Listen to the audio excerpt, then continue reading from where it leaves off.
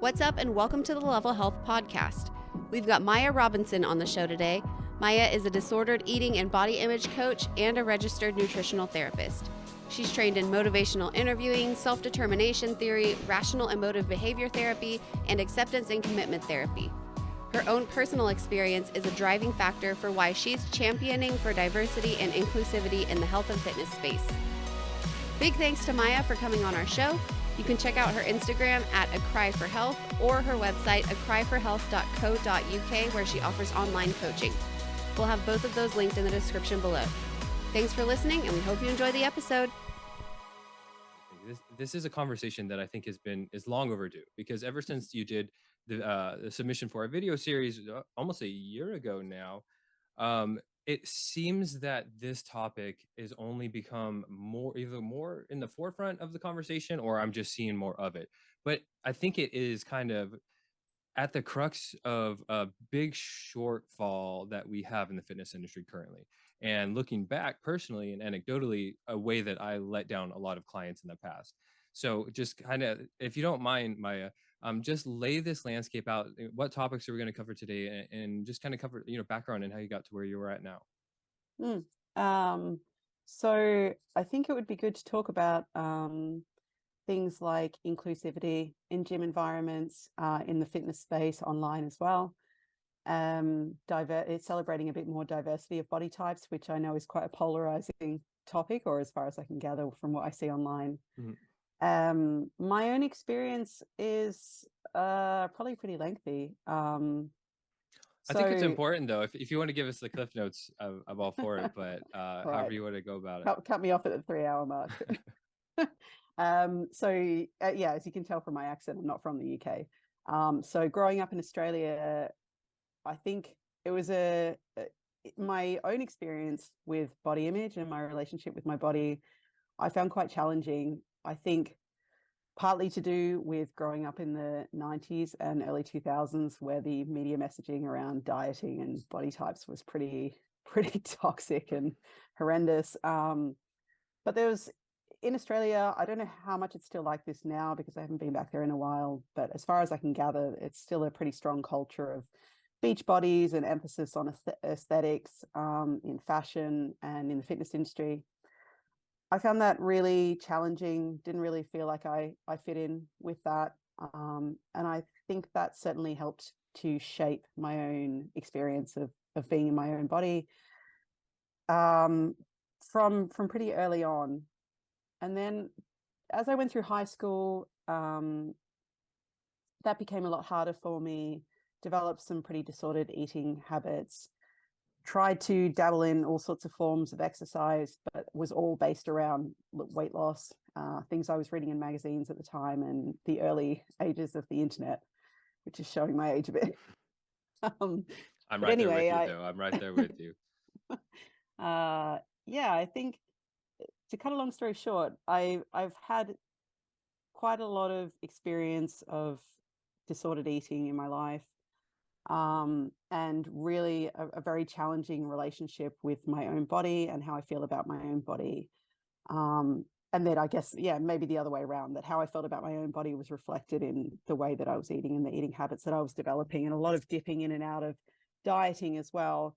And then when I went on to, I worked as a teacher actually for 8 years, became really stressed and burned out pretty quickly towards the end of it, and started to become quite interested in nutrition, went on to study it. But the place that I studied in the UK, I would say, without naming names, was promoting, I think in terms of the science, the anatomy, physiology, biochemistry side of it was really pretty sound. They pushed us really, really hard to learn it very thoroughly, which I found really fascinating and really enjoyed studying. Then a lot of it, the other side of it, was promoting more alternative treatments, which I had a whole phase of being super really into clean eating, everything organic, spending a really shameful amount of money on supplements and herbs, and really went down a rabbit hole with that, to the point that I think was quite toxic. But luckily, started to come out the other side of it. And one of the things that I really noticed towards our final years of studying, when we had to run our own clinics and be supervised, was that there were repeatedly clients coming in who were presenting with well, what I could see was quite clear from the beginning: severe issues with body image, a lot of yo-yo dieting, really poor relationship with food. And I just didn't feel like they were being catered for. I thought that a lot of repetition of things like just giving out meal plans, advising people to give up sugar, all these sorts of things. Take this supplement and it will kill off your cravings. And luckily, I guess in a good way, I started to get really angry about that. I felt like we were really doing people a disservice. And so that led me to getting more into learning about body image, behavioral interventions, and that side of things. And looking into the research into disordered eating, things like orthorexia. For example, we would have clients come in who would say, I can't lose any weight. I'm currently on a juice cleanse. Here is my 3-page document of supplements that I'm taking. I think there must be something wrong with my hormones. And the information that they would get was, yeah, there's something wrong with your hormones. And, saying without saying, you're just not trying hard enough. So anyway, that was kind of a catalyst to go down learning in that path. And I think what kept me going learning was that A, I found it fascinating, but B, I was like, this is a light bulb moment for me in my own experience, and realizing what the hell's been going on with me psychologically. And so, yeah, that was several years ago. In the meantime, I took a year out from my studies to have a baby. And again, all sorts of weird and wonderful experiences with food and my body, dealing with postpartum body image. And then decided to set up my own business and see clients one-to-one, predominantly focused on helping people improve their body image and their eating behavior, and really focusing on the psychological side as well as the nutrition advice. In fact, I think if anything, the nutrition advice I often give out is really quite simple and quite straightforward. The psychological and behavior modification side takes quite a lot more work, but it's super rewarding. And I think maybe in a selfish way, I'm kind of helping myself alongside helping the people that I'm working with. Yeah, I think that that's kind of key, especially once you find the path that you find fulfilling and is aligned with your values. And oftentimes that's coming from a place of pain within ourselves, which again, in some ways makes it easier. I wanted to say though, it seems like honestly, you've been through kind of the gauntlet of these issues that seem to be not predominantly in women, but have been, you can speak to this of course better than I, but focused in a little bit more heavily on females, and that's the marketing and everything, books, everything about it. Would you say that your experience is unfortunately rather typical for females in the modern age? Yeah, I think it's not unusual. I mean, obviously the finer details are maybe quite different. There's certain areas of mental health that have been challenging for me for a long time, which have undoubtedly contributed. It's not unusual for women who, or anyone really, who's struggling with their relationship with food in particular, to have a comorbidity with anxiety or depression.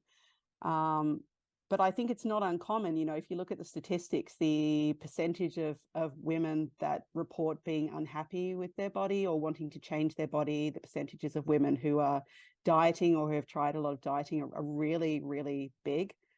And as far as I can gather, increasing for men as well. That was going to be my next question there. In women as well, though, is it seem? I think I know this answer, but is it increasing, decreasing, staying the same? What is it? What it seems to be happening? I'm not sure exactly. I mean, I think the crux of it is that it's just been bad for a while. Yeah. I think what I'm noticing more and more when they research it or when they release data is that it's developing younger and younger, which is really concerning. Yes, I have So an anecdote on that one. Sorry to interrupt. yeah. It's just so pertinent. So I was at the dinner last night with some family members, and one of my family members has a son. He's 6 years old, and he has started to reject cookies, and he's asking if everything has sugar in it. Walking around flexing, talking about his abs and everything. I'm like, oh goodness. goodness, I don't know what that is, because I mean, of course, there can be kind of subtle cues from parents and everything like that, but in reality, it seems like there's just so much more exposure happening at a younger age to a much wider swath of our culture that I think is probably beneficial for kids at that age. Yeah, absolutely. Yeah, as far as I can gather, there is quite a lot of influence from children's TV shows that present quite fat phobic messaging, which is really concerning. And I think also, yeah, undoubtedly the parental influence, anything from parents who talk about their own diet or their own, things they Mm. can and can't eat in front of their children, talk about weighing themselves, about how they feel about their own bodies. But I think also, undoubtedly the exposure to social media from a young age. It's funny because I think obviously everyone's algorithm gets affected from what they're searching for. And in my business account, it's, I feel like my feed is generally quite positive, and it can give me this really false sense of, oh, there are these Oof. major changes going on, like the landscape is looking really different. And then in the 10 minutes or so that I survived downloading TikTok before I Oof. deleted it again, it's like, no, it's a dumpster fire. There's a long way to Yeah. go. Yeah, absolutely. And there's going to be like the obvious points and the kind of the low hanging fruit that I'm sure we'll point out, but I think it goes so much deeper than that, because it's completely permeated the space, like, and continues to do so. But I think a good place to kind of start getting into more details would be something that you mentioned. It's the terminology you mentioned, clean eating, and that I find I still come against that one. And at the end of the day, I'm concerned with effectiveness. Like, is your approach as a personal trainer or nutrition professional actually effective? And a lot of the times, the phrases, the terms, the things that we're throwing out there, the taglines, they're not creating the result that we want, and we're not even thinking about whether or not they are. And I honestly think clean eating is probably one of the biggest ones, because that it doesn't mean anything. It means absolutely Mm. nothing, but everybody says it, everybody knows it. It's kind of like the default. So can you kind of cover like some of the problems with using terms like that, some other ones that come to mind? Mm. Yeah, I think it's crazy, honestly, that you still have to debunk that sort of thing so heavily, and still explain to people over and over. It would be, okay, so the rap sheet would be like clean eating, toxins, gut parasites, Hor- detox, Hormones now for sure. hormones, Yeah. hormones, adrenals. Cortisol is always a big one. I think it's a really difficult thing to combat because the general public doesn't realize that, certainly on the social media landscape, there are so many people in this field, who are rightly or wrongly just trying to grab people's attention, and they have to do that through marketing, and using terminology like that is a way to grab people's attention. So many people want to know, what's the magic solution here, and it's really easy to present it and wrap it up and make it look like you've got the answer, and all you have to do is do this, or all you have to do is pay me this to do my 12-week gut protocol, or whatever whatever it is. And it's really tricky when you're trying to present the opposing point of view, which is more nuanced, because you can't make it as catchy, you can't grab people's attention as quickly, and sometimes it feels like you're shouting into the void a bit. But yeah, I think those would be the main terms that we're still combating. Yeah, of course. And I think that really, like I kind of mentioned, the effectiveness, where the rubber meets the road is, are you helping to actually create a result in people in a sustainable way? And I don't know if that's necessarily the disconnect there, because these approaches often do produce short term weight loss. But you mentioned yo yo dieting, and I kind of like to think of it more of like a treadmill, because, of course, there's the yo yoing in weight fluctuations, but there's always that next diet, the next whatever it is protocol that you can try.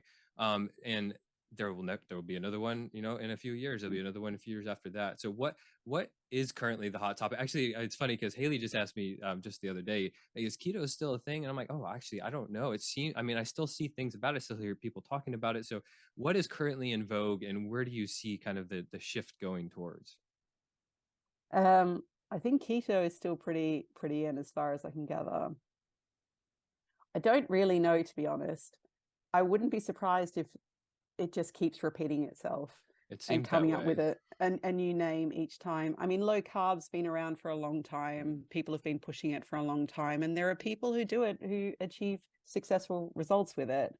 I think mostly down to the fact that it is quite satiating as a diet. You know, it's not conducive with long-term health outcomes, but people want to lose weight rapidly and they want a solution to that. And one of the huge barriers is the hunger sensations that you feel when going on a diet. So if you can eat in a way where you're not experiencing that as severely, then obviously it is a really appealing option. I think in terms of, you know, other interventions being successful, I think it's really important to kind of consider what success actually looks like for people. So when you look at the research and see how poor the outcomes are for people maintaining weight loss, for example, over the long term, you know, the results are pretty rough. And if you look at the statistics for rates of obesity increasing more and more, those are pretty rough as well. I think that there can be a lot of infighting online. You know, I don't know if I necessarily agree with the debunking where everyone's just mocking each other, because I think that just muddies the water and confuses the general public even more. But really, you know, and part of the reason why I really want to champion for diversity in fitness spaces and catering for diverse goals, and perhaps not having a weight loss focus, in making it more of just a health focus and a well-being focus, is I do believe that that's a really positive solution for huge portions of the population for whom dieting as just a standard approach doesn't work very well.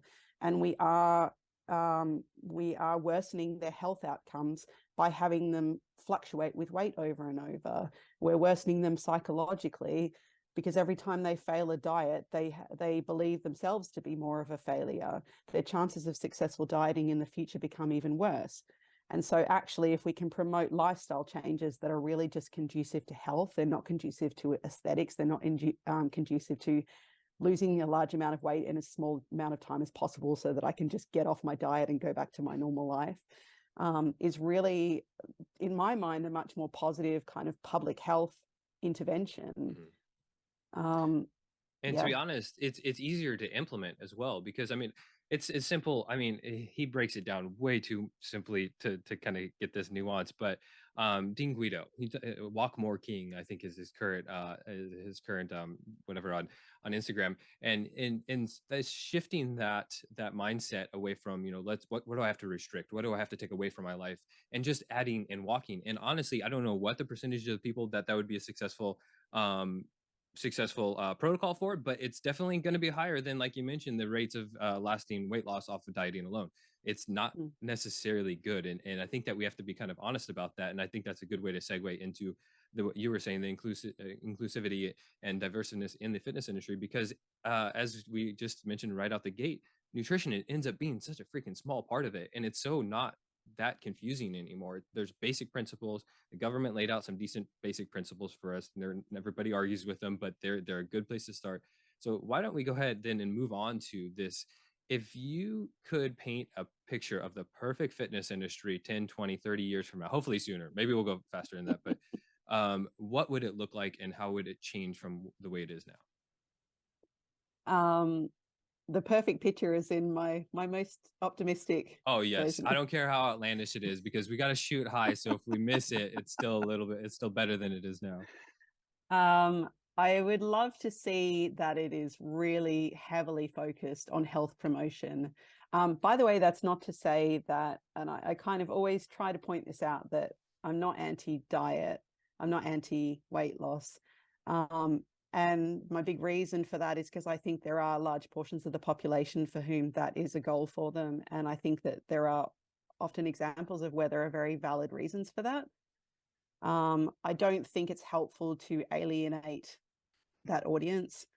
But I would like to see it really, really health focused, really celebrating different disciplines where people are exercising in a way that feels empowering and confidence building for them.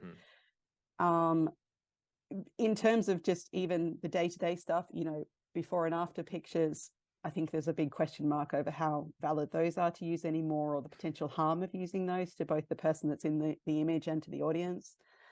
But I would love to see that, you see inclusive spaces in a gym where via social media, via events, via things that are going on there, you walk in there and you see a diverse range of body types, a diverse range of ability levels, and where there is an intimidation to enter that environment, where people don't feel like others are going to be looking at them or judging them for their body, that they are welcome in that space, and that it is there for people to work on their health and to maintain their health.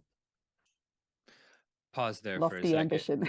Yeah, no, absolutely. I think that we have lots to touch on that in terms of like practical application. But in reality, I mean, it sucks. But those people that are being, I mean, we just drove by Planet Fitness yesterday, and for the first time I saw they put an even bigger sign that says a no judgment zone, and how ridiculous of it for them to think that that's actually going to occur, because it's up to the individuals within that space.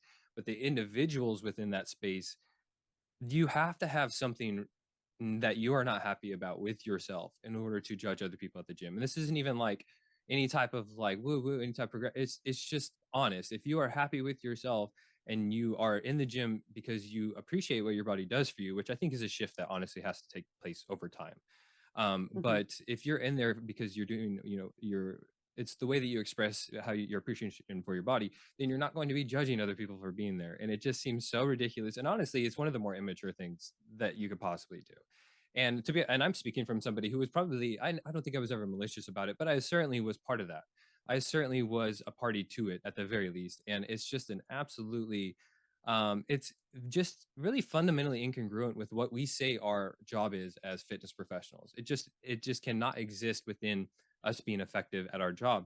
And in a little bit more of a practical standpoint, just the first one that comes to mind is both Haley and I do not weigh people when they come into the gym. Whereas the first thing that you do at your Gold's gym or commercial gym is you weigh them. You make them, I guess it's maybe to make them feel like shit about themselves. I don't think it's really it's not to mention that the scale is not going to be correct. And then we try to do the bioimpedance to tell them what their body fat is, as if that freaking piece of crap from the Amazon works. So it's like, there's so many little bits and pieces along the way, which is not helping people want to come back, want to work with you, want to train with you and get better. And yeah, again, it comes down to the individuals, but I think as fitness professionals, we have a bit more of a responsibility on that end. Mm-hmm. Yeah, I think in general, actually, it would be really, really positive for the general public to have some sort of education where people start to realize more and more as well, this narrative about personal responsibility for your weight and what your body looks like, and how much control people feel that an individual has over that. Because there is still a really strong kind of group mentality that it is about discipline, that you can get your body under control, whatever that means, through willpower and discipline. We know that's not actually the case, but those attitudes have been formed for decades and will take a while to undo. But I think if you have a better understanding of that, then you can have a better appreciation of the fact that, if people are there and they are working on their health and that is a decision that they have made for themselves, then that is the positive, not, they are there. I really fail to understand this mentality of, and I see it with some of the arguments that happen online, for example, with Nike including people in larger bodies in their campaigning more frequently. And I mean, I know any comment section of anything anywhere on the internet is not necessarily a decent representation of what the general public thinks, because it's generally just people going on to argue with each other, which takes a certain type of person, I guess. But, you can see that it's still present, the mentality there of, why are we promoting obesity? What's this person doing there? That, they look horrendous in this clothing. And it's such a bizarre mentality to have, to shame people, to say, you shouldn't be this size, you should lose weight, but we don't want you to wear the clothes that you can exercise in order to lose the weight that we want you to lose. You're essentially saying to people, we want you to lose weight, but could you just do it in private and come back into a public space when you're at a more acceptable body size? Anyway, I don't even know where I was going on that tangent. I knew I was going to fit in that rant Oh, at no some problem point. at all. So, from a little bit more of a practical, kind of day-to-day perspective, what are some considerations if you're a fitness professional working with someone in a larger body? What are you going to need? Should you consider? Because as simple as like the kind of equipment that you'd utilize, just basic considerations that, we wouldn't necessarily think of. Hmm. Hmm.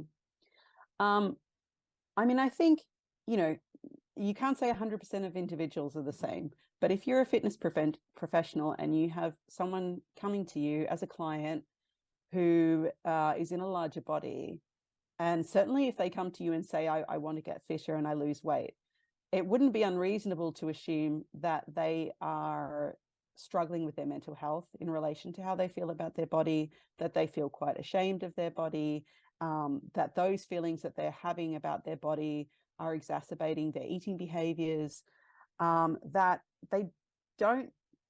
It's a difficult one because I don't think we should say to people, no, I'm not going to weigh you. There's no way I'm going to do that. That's a terrible idea because that's quite shame inducing in itself. But I think you shouldn't assume that we're going to weigh this person, that they're going to be comfortable being photographed in their underwear for a before shot, that you're going to launch straight into getting them to throw themselves around in the gym, burpees, star jumps, whatever it is. That's quite an intimidating environment for them, and that you need to be sensitive to that. You made a good point there. I wanted to touch on before we keep going. The that you're saying that you wouldn't. It's the same thing with the not being anti-diet. Of course, if somebody wants to lose weight, the scale is going to be a helpful tool to track that metric. But kind of, I guess I also wanted to clarify where we're coming from. It's not the first thing that you do unless that's what the client wants. It just seems like it was like protocol. Let's get you on the Mm-hmm. scale, by the way, in front of like most of the whole gym, just in Yeah. wide view. Like I cannot think of a less productive endeavor at that first meeting than to make people feel like shit. But yeah, sorry about that. Continue. No, what I was going to say is actually, regardless of someone's body size, if it's their first time entering a gym environment or they haven't done very much exercise in their life, then it's fair enough to assume that they're probably going to be quite nervous about it and maybe intimidated in that environment as well. So even the fact that even if you do nothing else, but as a trainer, you acknowledge that, you point out to them that you're aware that that might be something that they're experiencing and feeling, can go a long way. I think that's the big empathy side of working with people in that way. People are coming to health and fitness professionals because they want to change their diet, their lifestyle, potentially their weight. They want to feel better and healthier. So it's not unreasonable to assume then that they have a difficult relationship with it and that they are finding starting this process quite nerve-wracking. So I think just being a bit sensitive to that and even having the conversation with the client, it's such a small detail to cover, to ask them even prior to the first session, is weighing yourself something that you want to be doing throughout this process? You're welcome to say no to that. We don't have to go down that path. What would you like to get out of this? What are the things in your life that are important to you? What do you feel like you're missing out on as a result of feeling unfit or unhealthy? It doesn't, I think it's becoming, thankfully, quite outdated, this assumption that everyone is going into that environment to lose weight. Yeah, and I guess it also then comes down to the individual, the locations, the gyms, what have you, the businesses, what they promote. But I actually, you said that mentioned empathy as I was finishing my note there. It just seems like having a shred of empathy as a fitness and nutrition professional is just, it seems like not only an invaluable tool, it seems like it's going to be absolutely necessary for everyone going forward if you want to continue evolving as our industry evolves. Because I cannot, I mean, not to call anyone out specifically, but the old school personal trainers, they've been doing it for 40 years. They're just doing the same things they did in the 80s, and they've got their clients, and that's great. But I don't want to be that fitness professional in the next 20 years that's stuck in the days of getting everybody on the scale right away, trying to make them feel bad about themselves, pinching them with the calipers without even, asking if that's what they want to do. So those kinds of things. But I wanted to move on towards specifically weight stigma, and that kind of ties in a little bit with the hostility that I see towards the Haze movement. I don't know if this is calmed down quite a bit. And obviously there's the radical view of Haze and, the radical view of inclusivity. So if you don't mind, could you kind of just talk a little bit about the health at every size movement, what it really means, what people kind of think that it means, and then how does this tie into the broader spectrum of just that entire weight segmentation? Yeah, I think that's really interesting. And I think you need to differentiate as well between what the conflicting opinions are amongst the health and fitness crowd and then what the conflicting opinions are amongst the general public, because there are a lot of loud voices in the health and fitness crowd, and a lot of people that will mock HAES, intuitive eating, things like that. I think that that is extremely unhelpful for the general public, because really you're just doing it for clout. You're doing it to get engagement on social media and making it sound like these are just movements to be dismissed. In terms of HAES, really, as far as I can gather, it is largely about, certainly not about saying you are healthy at any size, which I think is one of the kind of hot take, smart ass reactions that some people like to give to it. It is about health promotion at every size, and that you can look after your health no matter what size. That doesn't just include exercise and diet, that also includes access to healthcare professionals and fair treatment by healthcare professionals as well. And I think that part of really championing for that is not just about people at certain body weights, but it was also, or as far as I can gather, originally driven by appropriate and equal healthcare for people of different ethnicities and of different physical abilities as well. So it's really, you know, the same with the body positive movement as well, by the way, that was largely formed by discrimination against Black women in Black bodies. And I think that that's a really positive thing. You know, we know when we look at the research that actually weight stigma from healthcare professionals, unfortunately, the percentages are really concerningly high. So when you have people who are in a larger body, who are carrying extra body fat, whichever way you want to more diplomatically refer to it, people who are living with obesity, we know that there is a really unfortunate track record of their treatment by healthcare professionals. And the problem with that is that then you know, from a public health perspective, then you have more complex health outcomes. If you have people who are not seeking medical attention because they are too ashamed to go to the doctor, they're worried that they're going to get weighed at the doctor. You know, that classic example of people saying, I've gone to the doctor with a sore throat and they've asked me to lose weight. You know, if people are leaving health conditions to worsen before they seek medical attention, then obviously that's horrendous for the individual. But from a public health perspective, that's more costly to the health system. It's a greater impact on the health system. So it does affect everyone. And so I think the positives to come out of HAES is that they are really trying to promote a message that, you know, that health, whether that's health-seeking behaviors, health-seeking environments, and also medical care, is accessible to all individuals, and that everyone is deserving and everyone has a right to that. Yeah, absolutely. And I think we all have the story of someone we know went to the doctor because their back hurt, and this would be a little bit more of a pragmatic example. And the obvious, you know, the medical professional suggests weight loss, or it heavily implies that that is the solution.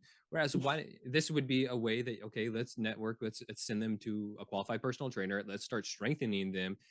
Because at the end of the day, like, if they don't end up, like you said, if they don't end up losing that weight, it's not gonna, like, what did you do exactly? What was your role there? You can ask them again, like, ask for that permission. Or is this something that you want to pursue, or is this something that you feel comfortable with right now? But at the end of the day, like, you have to look at outcomes. What is the actual outcome? And I don't know. It's both. I mean, we have a little bit different healthcare system, so it seems like, do you get the impression that y'all do a better job navigating this area than we do in the United States? No. No. That's interesting, because of course ours is all profit driven, which again, if it's framed, it sucks that it has to be framed in a way that presented, you know, in terms of dollars. But I think that's really, in the United States at least, the only way that things change. But I know that there's some really interesting research papers on weight stigma in healthcare, and that it's actually not an uncommon attitude of healthcare professionals, doctors, nurses, occupational therapists, etc., to describe and view people living with obesity as lazy, as slovenly, as undisciplined, etc. You know, all these words that are extremely distressing for people to hear, but it's a reflection of what the general societal attitudes are towards people in larger bodies. And so obviously, if you're going to a professional who has that attitude about you, chances are you're not going to get the same medical treatment and the same medical care if they're holding that perspective of why you've come in with a health complaint. So that's a much larger conversation and a big societal change I would love to see happen. Yeah.